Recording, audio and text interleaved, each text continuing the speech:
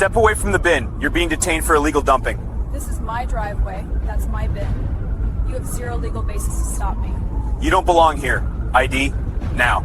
I'm a municipal court judge. You are violating my... Officer Kyle Reed had been patrolling the quiet streets of Oak Creek for less than 4 years when he made the decision that would implode his life, strip him of his badge, and force the municipality to write a check for $3.4 million. He was 28 years old, a man who carried himself with the swagger of someone who believed the badge on his chest granted him immunity from consequence. He was aggressive, ambitious, and fundamentally unable to distinguish between a criminal threat and a citizen living their life. On a bright Tuesday morning, under the clear blue sky of an affluent suburb, Reed received a dispatch call regarding a disturbance involving refuse disposal. It was the kind of low-priority call that seasoned officers handle with a drive-by and a wave. But for Officer Reed, it was an opportunity to exert control. The target of his aggression was not a vagrant nor a trespasser. She was the Honorable Evelyn Vance, a 58-year-old municipal court judge who had presided over the city's bench for 2 decades. What Reed did next, ignoring her property rights, mocking her explanation, and arresting her on her own driveway, would become a harrowing case study in how unchecked arrogance and implicit bias can dismantle the very concept of justice. Before we get into the details, where are you tuning in from? If you believe in accountability for those in power, please hit that subscribe button. We need your help to keep telling these stories. Oak Creek is the sort of neighborhood where the lawns are manicured to military precision and the silence is heavy with wealth. It is a place of winding cul-de-sacs, 3-car garages, and residents who value privacy above all else. At 10:15 a.m. on a Tuesday, the neighborhood was mostly empty, save for the landscaping crews and the occasional delivery truck. The sun was high, casting sharp shadows across the pavement. In the driveway of the largest colonial-style home on Elmwood Circle, Evelyn Vance was taking a rare morning off. Judge Vance was a woman of formidable intellect and ironclad reputation. She had spent 20 years on the bench, known for her piercing gaze and her encyclopedic knowledge of municipal and state law. Before that, she had been a fierce defense attorney who specialized in civil rights litigation. She was a pillar of the legal community, a woman who had sworn in the very police chief who now oversaw the department. But on this particular Tuesday, she didn't look like Your Honor. She looked like a homeowner tending to her sanctuary. She was dressed in worn denim overalls, a faded sun hat, and thick gardening gloves. She was dragging a heavy recycling bin from her garage to the curb, preparing for the late morning pickup. Evelyn had lived in Oak Creek for 12 years. She was one of the few black residents in the subdivision, a fact that she rarely dwelt upon, but was never allowed to entirely forget. She kept to herself, waved to neighbors, and paid her exorbitant property taxes on time. She assumed she was just another neighbor. But for Brenda Miller, who lived 2 houses down, Evelyn was a perpetual question mark. Brenda Miller was 46 years old, a woman with too much time and an overactive imagination fueled by neighborhood watch apps. She spent her mornings peering through her blinds, monitoring the street for anything she deemed out of character. When she saw a black woman in work clothes dragging a bin down the driveway of the Vance residence, her mind didn't register neighbor doing chores. It registered unauthorized worker dumping trash. Brenda had convinced herself that people from bad neighborhoods were driving into Oak Creek to illegally dump their garbage in the residents' bins to avoid fees. It was a ludicrous theory, but to Brenda it was fact. She watched Evelyn for 5 minutes. She didn't recognize the clothes. She didn't recognize the hat. She certainly didn't care to verify who it was. She simply picked up her phone and dialed the non-emergency line, her voice trembling with self-righteous indignation. "Yes, I need to report a suspicious individual on Elmwood Circle," Brenda said, peeking through the slats of her blinds. "There's a woman, she doesn't live here, and she's dumping trash in the bins at 420 Elmwood. She looks like she's looking for things to steal, too. She's been loitering in the driveway." The dispatcher asked the standard questions. "Is she threatening anyone? Is there a weapon? No weapons, Brenda replied. But she's aggressive. She's throwing things around. I think she might be scrapping for metal. You need to send someone before she breaks into the garage. The call was coded as a suspicious person. Potential illegal dumping. It was routed to the nearest patrol unit. That unit belonged to Officer Kyle Reed. Officer Kyle Reed was 3 miles away, idling in a church parking lot and scrolling through his phone when the call came in. He read the notes on his terminal. Suspicious female, possible illegal dumping, looking into garages. Subject is African American wearing work clothes. Reed's internal bias immediately began to paint a picture.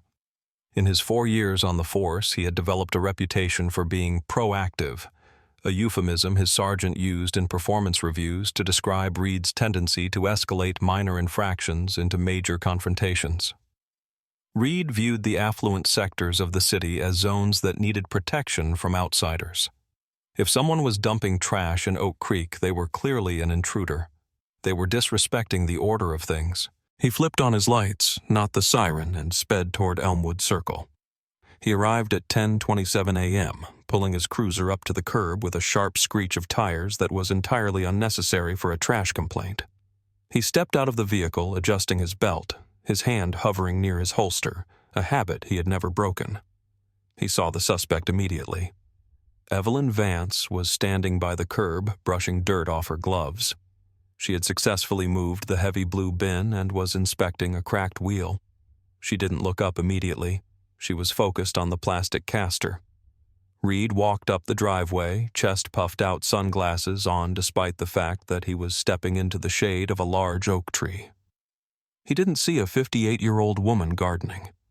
He saw a suspect. He saw someone who didn't belong. "Hey!" Reed shouted from 30 feet away. "Step away from the bin!" Evelyn froze. She straightened her back slowly, pulling off one glove. She squinted at the officer approaching her. She had been lost in thought, contemplating a complex zoning case she was due to hear on Thursday. The sudden shout jarred her. "Excuse me?" Evelyn asked, her voice calm, the deep, resonant contralto that had commanded courtrooms for decades. "I said step away from the bin," Reed barked, closing the distance. "Put the bag down. We've got reports of illegal dumping." Evelyn looked at the bin, then back at the officer. A small, incredulous smile touched her lips. "Officer, I am not dumping anything. I am putting out my recycling. The truck missed me last week." "This is private property," Reed said, stopping 5 feet from her. He looked her up and down, sneering at the dirty denim overalls. "You can't just drive your trash into this neighborhood and dump it in other people's bins. That's theft of services." "Drive my trash." Evelyn laughed, a dry, sharp sound. "Officer, look at me. I didn't drive here. I walked out of my front door. This is my house. This is my bin." Reed shook his head, dismissing her words before they even fully registered. "Yeah, I've heard that one before. It's my cousin's house. I'm watching it for a friend. Look, lady, we have a witness who saw you walking up and prowling around the garage. Let's see some ID." Evelyn sighed. She knew this dance. She had seen the body cam footage of 100 similar stops in her courtroom. She knew that as a black woman in America, her ownership of $1 million home was always treated as a hypothesis to be tested, not a fact to be accepted. "Officer," she said, her tone shifting from casual to professional. "My name is Evelyn Vance. I am the homeowner of this property at 420 Elmwood Circle. I am gardening on my day off. I do not have my identification on my person because I am standing in my own driveway." "So you have no ID," Reed said, latching onto the refusal. "You're refusing to identify yourself." "I am not refusing," Evelyn corrected him, her patience thinning. "I am stating that I do not carry a purse while I mulch my hydrangeas. If you want to verify my residence, you can run the license plate of the Mercedes in the garage. It is registered to me." "I'm not running plates," Reed snapped. I'm conducting an investigation into illegal dumping and trespassing. If you can't prove you live here, then as far as I'm concerned, you're trespassing. Now, for the last time, do you have ID or not?" The air on Elmwood Circle seemed to grow thinner, charged with the static of imminent conflict. Judge Vance looked at Officer Reed, really looked at him, and saw the danger in his eyes. It was the glazed look of a man who had stopped listening, a man running on a script of authority that he didn't actually understand. "My identification is inside the house," Evelyn said slowly, pointing toward the large oak double doors of the entrance. "I am going to walk inside, retrieve my driver's license, and bring it out to you. That will resolve this misunderstanding." She turned to walk toward her front door. It was a reasonable action. It was the action of a homeowner complying with a request. But to Officer Reed, it was an act of defiance. "Hey, stay right there," Reed shouted, moving quickly to cut her off. He stepped between her and the path to the house, his hand dropping to rest on his taser. "I didn't say you could leave. You're detained." Evelyn stopped. Her heart hammered against her ribs, not from fear, but from a rising cold fury. She was a judge. She knew the Fourth Amendment better than this officer knew his own badge number. "Officer," she said, her voice dropping an octave, becoming the voice that made defense attorneys stutter. "You are making a grave mistake. You have no reasonable suspicion to detain me. I have identified myself verbally. I am on the curtilage of my own home." "You are preventing a citizen from entering their own residence without a warrant or probable cause. I strongly suggest you step aside." Reed laughed. It was a nervous, arrogant sound. "Oh, we got a lawyer here. You think using big words is going to scare me? You're detained because you match the description of a suspect involved in illegal dumping. You're not going anywhere until I say so." "The description," Evelyn challenged. "A black woman in a driveway. That is not a description of a crime officer. That is a description of demographic bias." "Stop with the attitude," Reed warned, stepping closer, invading her personal space. "You're making this worse for yourself. You're agitated, you're refusing commands, and you're trying to flee the scene." "Flee the scene?" Evelyn gestured to her house.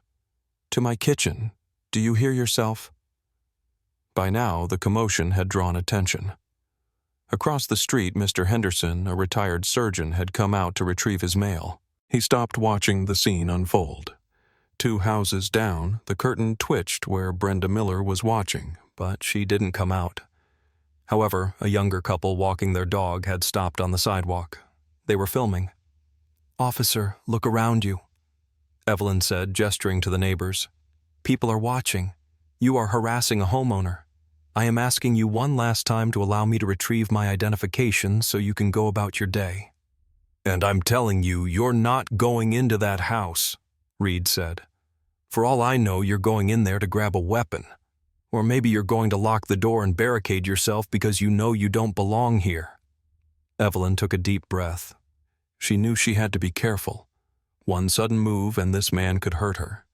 He was young, pumped full of adrenaline, and clearly not processing reality. "I'm going to reach into my pocket," Evelyn narrated calmly, "and I'm going to take out my phone. I am going to call your supervisor." "You're not calling anyone," Reed said. "Put your hands where I can see them." "My hands are right here," Evelyn said, holding them up, palms open, dirt-stained. "Officer, listen to me very carefully. I am a municipal court judge for this city. I sit in Department 4. I sign the warrants you execute. If you continue this course of action, you will be ending your career." The words hung in the air. "I am a municipal court judge." For a split second, a flicker of doubt crossed Officer Reed's face, but his ego was a fortress built to withstand logic and reason. He looked at the woman in the dirty overalls, the sweat on her brow, the old gardening gloves. His brain rejected the information. Judges didn't look like this. Judges wore robes. Judges were old white men or polished women in suits. This woman was just trying to bluff him. "Yeah, right," Reed scoffed, his confidence returning with a vengeance. "And I'm the mayor. You think you can lie to the police impersonating a public official is another charge I can tack on. You just dug your hole deeper, lady." "It is not a lie," Evelyn said, her voice steady. "It is a verifiable fact. Call your dispatch. Ask them to run the name Evelyn Vance." "I'm done playing games," Reed snapped. "I gave you a chance. You want to be difficult, fine. Turn around." "I am not turning around," Evelyn said, standing her ground. "I have committed no crime." The neighbors were shouting now. Mr. Henderson, the surgeon across the street, yelled out, "Officer, that's Judge Vance. You're making a mistake." Reed ignored him. He saw only the defiance in front of him. He reached out and grabbed Evelyn's left wrist. "Don't touch me." Evelyn recoiled, pulling her arm back. "Stop resisting." Reed shouted the magic words that justified everything in his mind. He lunged forward, grabbing her arm again, this time twisting it violently behind her back. Evelyn gasped in pain. She was 58 years old. Her joints were not what they used to be. The torque on her shoulder was excruciating. "You are hurting me. I am not resisting. Hands behind your back!" Reed didn't care. He spun her around, shoving her chest first against the side of his patrol car. The hot metal burned against her cheek. He grabbed her other arm and wrenched it back. The click of the handcuffs was loud in the quiet morning air. "You are under arrest," Reed panted, securing the cuffs too tight. "For trespassing, obstruction of justice, and resisting arrest." "You remain silent," Evelyn whispered, her face pressed against the car, tears of pain and humiliation stinging her eyes. "You have the right to remain silent." "Oh, I know the rights." Reed mocked her, leaning close to her ear. "I read them to criminals like you every day." "I am advising you to remain silent," Evelyn said, her voice turning into steel. "Because every word you speak from this moment forward will be used against you in a civil deposition." Reed paused, confused by her tone, but he shook it off. He patted her down, his hands rough and intrusive over her work clothes. He found nothing but a packet of sunflower seeds in her pocket. No weapon, no drugs, just seeds. He opened the back door of the cruiser. "Get in." Evelyn maneuvered herself into the cramped plastic seat. The hard shell dug into her spine. Her shoulders screamed in protest. She watched through the plexiglass as Reed walked around to the driver's side. She saw her neighbors standing on the sidewalk, phones, raised faces, masked in horror. Mr. Henderson was on his phone, likely calling the chief of police directly. Reed got into the driver's seat, slamming the door. The interior of the car smelled of stale coffee and sanitizer. He adjusted his rearview mirror to look at her. "Comfortable, Your Honor?" he asked, the sarcasm dripping from his lips. Evelyn met his eyes in the mirror. She didn't blink. She didn't cry. She simply stared at him with the terrifying calm of a woman who knows exactly how the end of the world looks and knows she is the one bringing it. "Drive, officer," she said. The drive to the precinct took 15 minutes. Officer Reed spent the time radioing ahead, boasting to the dispatch that he had a non-compliant female in custody who was claiming to be a judge. He laughed about it, making jokes about how everyone he arrested was always someone important. In the back seat, Evelyn Vance was building a case. She was memorizing the timestamps. She was noting the speed he was driving, 45 in a 35 zone. She was cataloging his failure to seatbelt her properly. She was replaying his exact words, analyzing them for Fourth Amendment violations, for bias, for procedural errors. She wasn't just a prisoner. She was a grand jury of one. They pulled into the precinct sally port. The heavy garage doors rolled down, shutting out the sunlight. Reed hauled her out of the car. Her legs were stiff, her shoulder throbbing. He marched her through the booking doors, gripping her arm like a trophy. The precinct was busy. Officers were typing reports. Phones were ringing. Reed walked her up to the main desk. Sergeant Tom Miller was on duty. He was a 30-year veteran, a man with gray hair and a tired demeanor. He had seen everything. He was typing an email when Reed walked up. "Got a live one, Sarge," Reed announced, pushing Evelyn forward. "Trespassing, obstruction, resisting. Refused to ID, then claimed she was a judge. Can you believe the nerve?" Sergeant Miller didn't look up immediately. "Put her in holding cell 2, Reed. I'll start the paperwork." "She's still claiming it," Reed chuckled. "Hey, lady, tell the sergeant who you are." Evelyn stood tall despite the handcuffs, despite the dirt on her face, despite the humiliation. She looked at the top of Sergeant Miller's head. "Hello, Thomas," she said softly. Sergeant Miller froze. His fingers stopped typing. That voice. He knew that voice. He had heard that voice give jury instructions. He had heard that voice scold prosecutors for sloppy filings. He had stood in front of the bench and sworn oaths to that voice. Slowly, terrifyingly slowly, Sergeant Miller looked up. His eyes widened. His jaw literally dropped. The color drained from his face so fast it looked like he might faint. He looked at the woman in the dirty overalls, then at the handcuffs, then at Officer Reed, who was still grinning. "Oh my God," Miller whispered. He scrambled up from his chair, knocking it over. "Judge Vance." Reed's smile faltered. "Wait, what?" Miller didn't answer him. He ran around the desk, his keys jingling frantically in his hand. "Judge Vance, I don't—" "What is happening here? Why are you in cuffs?" "Ask Officer Reed," Evelyn said, her voice cool and detached. "He seemed very sure of his legal standing." Miller turned to Reed. The look on the sergeant's face was not anger. It was horror.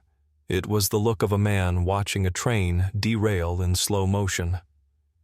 "Reed," Miller's voice shook. "Do you know who this is? She said she was a judge." Reed stammered, the first crack of fear appearing in his demeanor. "But she didn't have ID. She was digging in the trash." "Uncuff her," Miller roared. "Uncuff her right now." Reed fumbled for his keys. His hands were shaking. The reality was crashing down on him. The puzzle pieces, the house, the confidence, the legal knowledge were slamming together into a picture of absolute disaster. He unlocked the cuffs. Evelyn rubbed her wrists. There were deep red welts where the metal had bitten into her skin. "I am so sorry, Your Honor." Miller was practically bowing. "I had no idea. If I had known—" "You didn't know because your officer didn't check," Evelyn said. "He assumed, he profiled, and he arrested." I was just following protocol," Reed whispered, his voice small. Evelyn turned to him. The precinct had gone silent. Every officer in the room had stopped what they were doing. They were watching the death of a career. "Protocol?" Evelyn asked. "Which protocol requires you to twist the arms of a 58-year-old woman for gardening? Which protocol allows you to ignore a claim of identity without verification? Which protocol teaches you that a black woman in a nice house must be a criminal?" The doors to the inner office burst open. Captain Reynolds, the station commander, strode out. He had evidently received a phone call, likely from Mr. Henderson or the chief himself. He took one look at the scene. Judge Vance rubbing her wrists. Sergeant Miller, pale as a ghost. Officer Reed looking like he wanted to vomit, and he knew it was worse than he had heard. "Judge Vance," Captain Reynolds said, rushing forward. "Please come into my office. Let's get you some water. Let's sit down." "I will not sit down, Captain," Evelyn said. She stood in the middle of the booking room, dirt on her overalls, dignity wrapped around her like a cloak. "And I do not want water. I want this officer's badge." Reynolds looked at Reed. There was no defense to be made. "Reed, conference room. Now." "But, sir, she refused." Reed started a last-ditch effort to salvage his reality. "Shut your mouth," Reynolds said, his voice low and dangerous. "Go to the conference room." Reed walked away, his head down the eyes of every fellow officer burning into his back. They knew. They all knew. He was a dead man walking. Evelyn turned back to the captain. I want the body camera footage secured immediately. I want the dispatch logs preserved. And I want a medical photographer to document these injuries on my wrists before I leave this building. Of course, Your Honor, Reynolds said. Whatever you need. We can drive you home. I will call my husband to pick me up, Evelyn said. I do not wish to be in a police vehicle ever again. She took out her phone, which had been returned to her by a trembling rookie officer. She dialed a number. Charles? She said when her husband answered. Yes, I'm at the precinct. No, I'm fine. I've been arrested. Yes, by a child with a badge. Please come get me, and call our lawyer, not the criminal one, the civil rights one. The investigation that followed was swift and brutal. Officer Reed was placed on administrative leave that afternoon. The body camera footage was reviewed by the chief, the mayor, and the city attorney within 24 hours. It was indefensible. The footage showed everything: Evelyn's calmness, Reed's aggression, the clear identification of her status, and Reed's sarcastic dismissal. It showed him escalating a trash complaint into a violent arrest within 3 minutes. During his disciplinary hearing, Reed tried to argue that he was in fear for his safety because Evelyn had moved toward the house. She was walking to get her ID, the internal affairs investigator noted dryly. She is a grandmother. She was holding gardening gloves. You were terrified of a grandmother. Reed had no answer. The termination letter was issued 2 weeks later. Kyle Reed was fired for conduct unbecoming an officer, excessive use of force, unlawful arrest, and failure to follow procedure. But the city wasn't done. Judge Vance filed a federal lawsuit. She didn't just sue for the arrest. She sued for the violation of her civil rights, for the pain and suffering, and for the systemic failure of the department to train its officers to recognize their own biases. The city settled. They didn't want this going to a jury. They didn't want Judge Vance testifying against them in open court. The settlement was $3.4 million. Officer Reed was decertified. His name was added to the state database of officers ineligible for rehire. At 28, his career in law enforcement was over. He ended up moving 2 states away, working in a warehouse, forever the guy who arrested a judge because he couldn't believe a black woman lived in a mansion. As for Brenda Miller, the neighbor who made the call, the recording of her 911 call was released as part of the public records request. The neighborhood heard it. They heard the bias in her voice. They heard her call Judge Vance a suspicious scavenger. Oak Creek is a polite neighborhood. They didn't burn crosses on her lawn. They simply iced her out. The invitations to the block parties stopped. The waves at the mailbox ceased. The polite nods at the grocery store vanished. Brenda lived in a prison of silence of her own making, surrounded by neighbors who knew exactly who she was. 6 months later, Judge Vance was back in her garden. The hydrangeas were blooming. The sun was shining. She wore the same denim overalls. A police cruiser drove slowly down the street. The officer inside slowed down as he passed the Vance residence. He looked at the woman in the garden. He waved respectfully. Judge Vance didn't wave back. She simply watched him until he was gone, then returned to her work. The bruises on her wrists had healed, but the memory of the cold metal remained. It was a reminder that no amount of education, no amount of money, and no amount of authority can fully shield you from the assumptions of others. It was a reminder that justice is not a given. It is something you have to fight for every single day. Why do we keep seeing stories like this? Why is suspicious so often a synonym for different? And what would you have done if you were the neighbor watching from the window? If this story moved you, if it made you angry, or if it made you think, please leave a comment below. Share your thoughts. Because the only way we change the narrative is by refusing to stay silent. Thank you for watching and stay safe out there.